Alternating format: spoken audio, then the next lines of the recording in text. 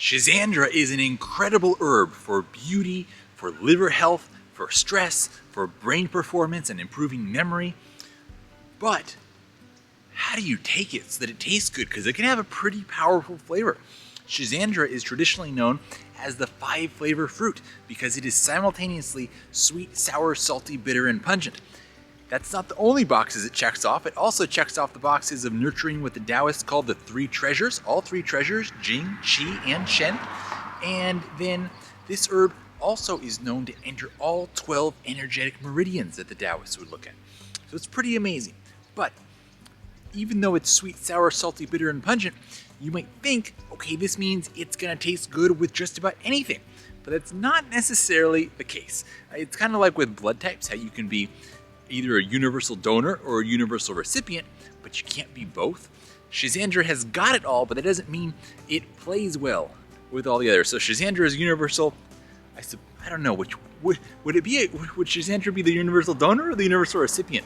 I guess it would be the universal donor because it can give lots of flavors, but it can't necessarily take anything else to go with it. I don't know. It's not the perfect metaphor. But how can we take Schizandra? Because even though it has all these flavors, the dominant flavor is going to be, in my opinion, a bit of sour and a bit of pungent. And there's a lot of things you can't put it with. Like, it doesn't go great with chocolate necessarily, for example.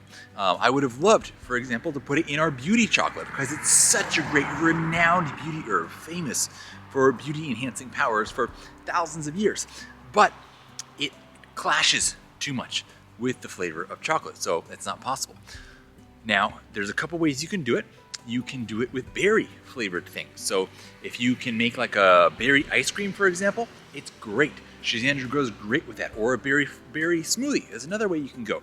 Again, it's going to be delicious. A different direction you could go is with a lemonade.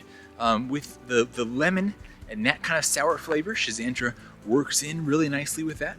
And then you could just take it on its own. I'm always a big proponent of making these herbs delicious and with other fancy things, but also having the experience of the herb on its own so you can get to know that herb on a one-to-one first name basis and get to know it intimately in that sense of understanding how that herb alone affects you and makes you feel. So for this, you can just take half a teaspoon of a high quality Schizandra extract like ours from Addictive Wellness, and you would just put this in maybe 4 to 8 ounces of warm to hot water and drink it like a tea. It's really quite delicious, a very interesting and exciting flavor actually, to my palate, I would say.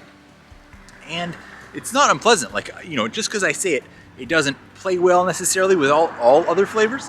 Don't think that it's an unpleasant tasting herb. It's exciting is how I would honestly describe it.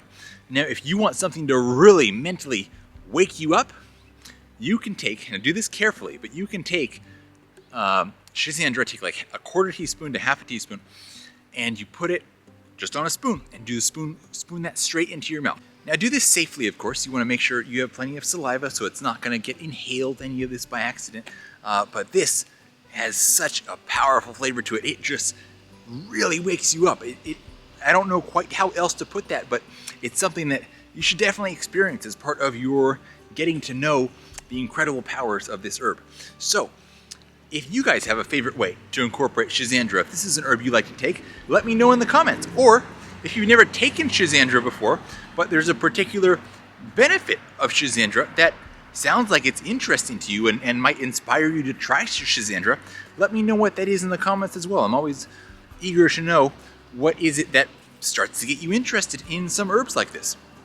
And while you're down there, please do me a favor, click the like button and subscribe to our channel and ring that notification bell.